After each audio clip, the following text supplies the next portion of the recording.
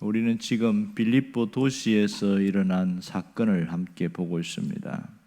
이 빌립보라는 도시는 과거에는 굉장히 화려하고 컸고 아주 위용을 드러내는 그런 도시였는데 지금은 폐허 상태가 되어 있습니다. 당시 한 500년 그 당시에 그러니까 AD 500년경에 큰 지진이 일어났는데 그때 빌립보 도시가 막 지진에 의해서 다 폐허가 되고 다 묻혀버렸다가 불과 수십 년 전부터 그 빌립보 지역에 도시가 발굴되기 시작해서 관광지로 아주 유명하기도 합니다. 그 유적지를 갔다 오신 분들의 말에 의하면 지금 우리가 보고 있는 이 빌립보 감옥의 일부가 남아 있다고 이야기하고 있고 또 거대한 도시 중에서 그 빌립보에 있었던 디오니오스 신전도 남아 있고 그리고 광장 아고라 광장도 그대로 있더라 그런 얘기를 하는 걸 봤습니다. 자, 이 빌립보에는 그리스 신화에 나오는 디오니소스 신전인데 포도주의 신이잖아요. 이만큼 대단한 그 신전이 있었고 뭐 거기는 또 화려한 것들이 많았죠. 거기 보니까 또 그 감옥을 중심으로 해서 뒤에는 신전이 있고 앞에는 큰 에그나티아라는 큰 대로가 우리가 말하면 고속도로가 나 있습니다.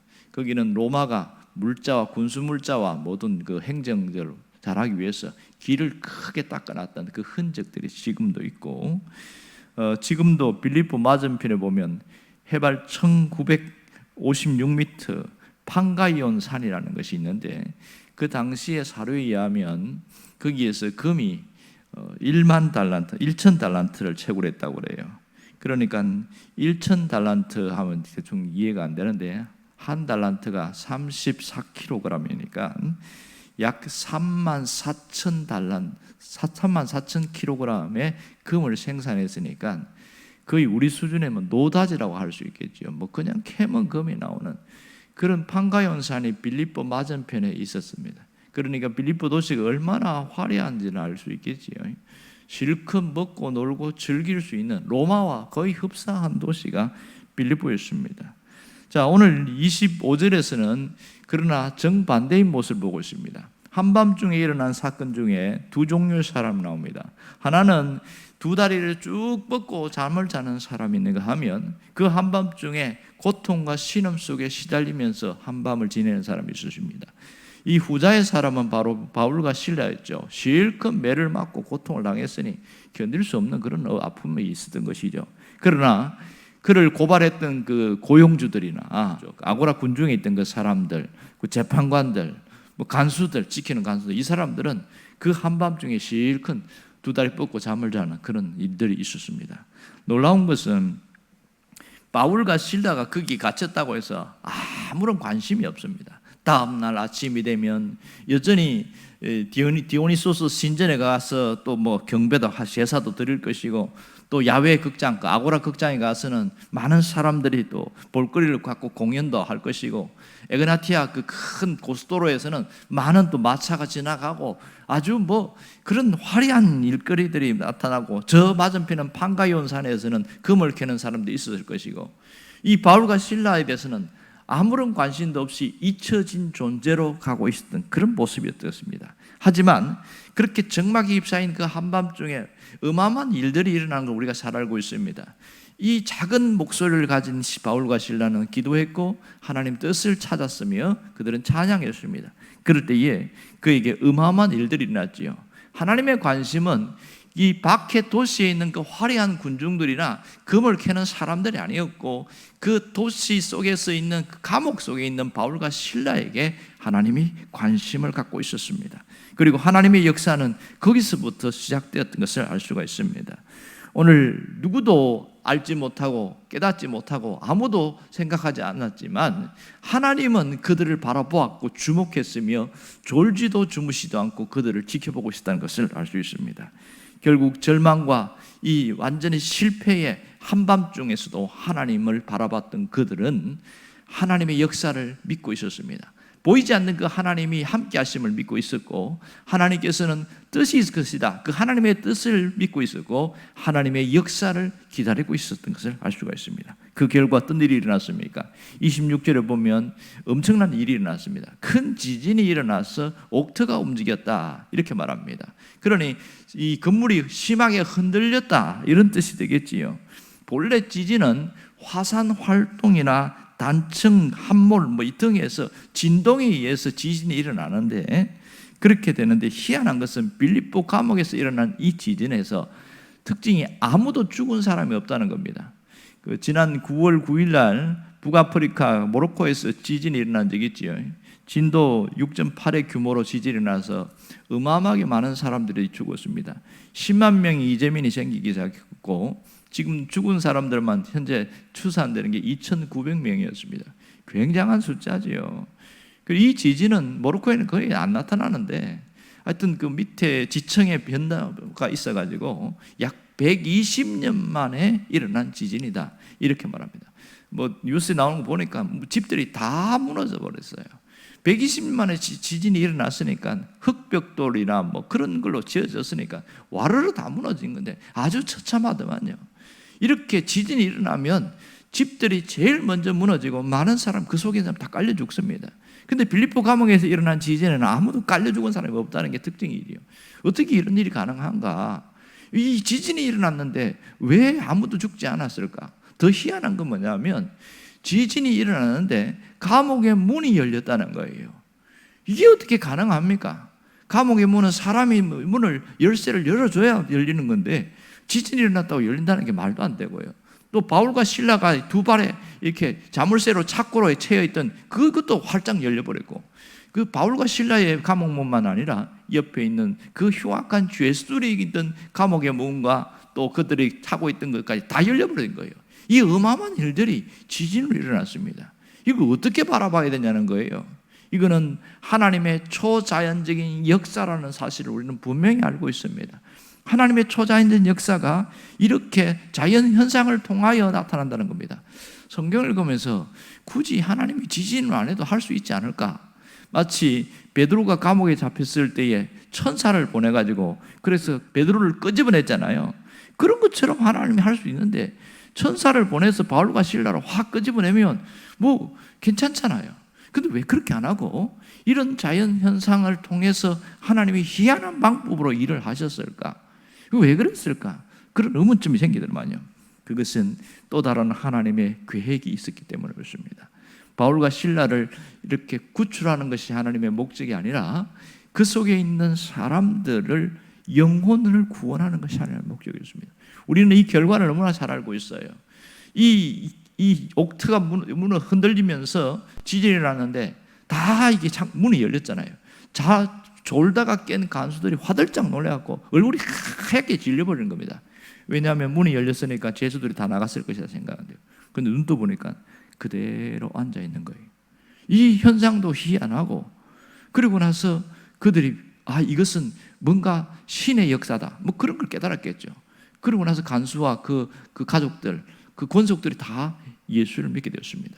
이 죄수들이 예수 믿었다는 얘기는 없지만 분명히 이런 하나님의 음성으로 들었던 그 죄수들은, 그 중에 그 소수의 사람들은 분명히 신앙 고백하고 주님께 돌아온 자들이 있었을 거라고 추측할 수 있는 것이죠. 자, 이 모든 것을 우리가 깨달을 수 있는 게 뭐냐면 하나님은 졸지도 주무시도 아니하시고 이 바울과 실라를 주목하고 있다는 사실입니다. 그리고 하나님의 치밀한 계획, 우리가 알 수 없는 그 치밀한 계획이 이 감옥 안에서도 이루어지고 있다는 겁니다. 하나님의 위대한 역사는 그렇게 그 한순간 한순간 속에 이 바울과 실라가 고통을 당하고 매질을 당하는 그 속에서도 하나님이 일하시고 계셨다, 이걸 알 수가 있는 것이죠. 그러나 하나님의 역사를 보지 못하는 사람들은 현실의 고통과 아픔이 너무 견디기 힘든 것이 사실입니다. 그럴 때도 우리가 가져야 될 신앙적 태도가 뭡니까? 하나님을 바라볼 수가 있어야 됩니다. 하나님을 바라보면서 끝까지 견디고 참고 기다리는 자가 되어야 됩니다. 그럴 때 하나님이 놀랍게 역사함을 볼 수 있습니다. 신앙생활하다 가장 힘든 건 뭐냐면 마음이 상할 때입니다. 사람 때문에 마음이 상할 때가 있어요. 그러면 교회 가기 싫어져요. 어떤 분이 그렇게 이야기하더라고요. 자기 어머니한테 어머니 저 교회 가기 싫습니다 이렇게 이야기하는 거예요. 이 다 큰 어른이 그렇게 이야기하는 거예요. 그러니까 어머니가 그 마음은 이해가 가는 거예요. 마음이 막 상해버리는 거예요. 그런데 네가 교회 가야 될 이유가 있다 이렇게 이야기하는 거예요. 첫 번째 너는 목사이기 때문에 교회 가야 된다 그렇게 이야기하는 거예요. 두 번째 하나님은 너를 실망시키지 않을 것을 기대하고 가야 된다 뭐 이렇게 하면서 따돌거렸다고 그런 웃지 못할 이야기가 있습니다. 목사도 교회 가기 싫을 때가 있습니다. 사람에게 마음 상하면 가기 싫어요. 그보다 더 심각한 건 뭔지 아세요? 하나님께 마음이 상할 때입니다. 가장 힘든 것은 하나님께 마음이 상하면 뭐 교회가 문제가 아니라 신앙의 존립 자체가 흔들리는 겁니다. 어떤 분이 너무너무 하나님께 마음이 상해서 그래서 교회 가면 좀 사람들에게 좀 위로라도 받을까 하고 그래서 갔더니 그들이 하는 얘기가 막 자기들이 기도 응답받은 이야기 하면서 막 즐겁게 다 떠들고 있는데 나는 아무리 기도해도 응답도 없는데 자기들이 기도 응답받은 이야기 하는데 그것 듣고 더 마음이 더 상하는 거예요. 차라리 오지 말걸. 뭐 이런 경우가 얼마나 많은지 모릅니다. 여러분 하나님께 마음이 상하면 믿음의 회의감이 확 밀려오게 되고요. 그동안에 가지고 있던 믿음이 그냥 썰물처럼 싹 빠져나가는 그런 일들이 굉장히 많습니다. 성경에도 보면 예수님께 마음 상한 사람들의 이야기가 종종 나오는데 그 대표적인 이야기가 요한복음 11장에 나오는 마르다와 마리아입니다. 이 나사로가 병들었다는 얘기를 들었는데 예수님이 안 가시거든요. 그리고 뭐 지쳐 왔다 갔다 하다가 돌 죽은 지 나흘 만에 가면서 갔을 때 이 마르다와 마리아 마음이 확 상한 거예요. 아니 예수님이 살아있을 때 오셨으면 좋았을 걸. 그러면 우리 오빠가 죽지 않았을 텐데 이러는 거예요. 그런 일들이 많습니다. 주님은 의도적으로 죽은 이후에 갔습니다.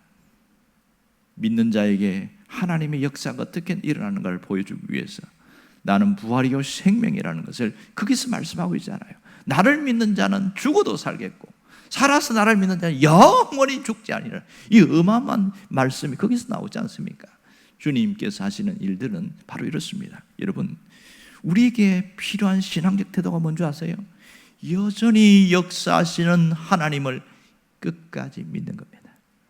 이 점이 대단히 중요한 것이죠. 여전히 역사하시는 하나님. 하나님의 역사하시면 내가 볼 땐 너무 늦어 보여요. 기도 응답도 늦어 보이고 뭔가 답답해요. 하지만 하나님은 정확하게 하나님의 때에 하나님의 시간에 맞춰서 역사하심을 잊지 않아야 됩니다. 그러므로 그 가운데 뭐가 있어요? 하나님의 때에 역사하는 가운데 기다림이라는 게 있습니다. 이 기다림은 신앙 훈련이거든요. 기다림이 얼마나 큰 성숙한 믿음인지 아세요? 하나님을 믿는 믿음으로 기다리는 것과 하나님께 실망하면서 기다리는 것은 천지 차이인 것이죠. 여러분, 이 기다림은 하나님의 시간에 길들여지는 훈련입니다. 기다림은 하나님의 뜻대로 돌아가는 것에 대하여 받아들이는 훈련입니다. 정말 기다림은 정말 견디기 어려운 시간이지만 하나님을 하나님으로 인정하는 시간이라는 것이죠. 이 기다림은 우리의 시간과 타이밍을 포기하고 하나님의 주권을 전적으로 받아들이는 그 시간입니다. 그러니 얼마나 성숙한지 몰라요. 이 기도 응답이 지연되는 가운데 오랜 시간 동안 하나님을 기다리고 하나님의 시간에 길들여지는 훈련을 하는 사람은 신앙이 얼마나 강력한지 몰라요. 어떤 것도 이겨낼 수 있는 그 힘은 그 기다림 속에서 세워지는 것을 알 수 있습니다. 무료하게 지나가는 시간이 아님을 기억해야 됩니다. 그렇다면 하나님은 우리가 알지 못하지만 반드시 역사하신다. 거기에 대한 분명한 믿음이 있어야 됩니다. 하나님의 관점을 가지고 내가 살아가는 것이 대단히 중요한 것이죠. 자, 하나님이 바라보는 것을 내가 같이 바라보려고 할 때 우리는 또 다른 차원의 삶을 살게 되어집니다. 나의 문제에서 빠져나와 새로운 삶으로 나가게 되는 것이죠. 여러분, 하나님의 일하심을 알면 태도가 달라져요. 삶의 태도가 확실히 달라집니다. 하나님이 일하실 걸 알기 때문에 실망하지 않아요. 하나님이 일하실 걸 알기 때문에 견딜 수 있는 거예요. 누가 그랬어요? 바울과 실라가 그랬거든요. 억울하게 매맞은 것은 너무 속상하고 너무너무 막 아프고 힘들지만 하나님이 일하실 걸 믿었어요. 그래서 그들이 기도하다가 하나님의 뜻이 있을 것을 받아들인 거죠.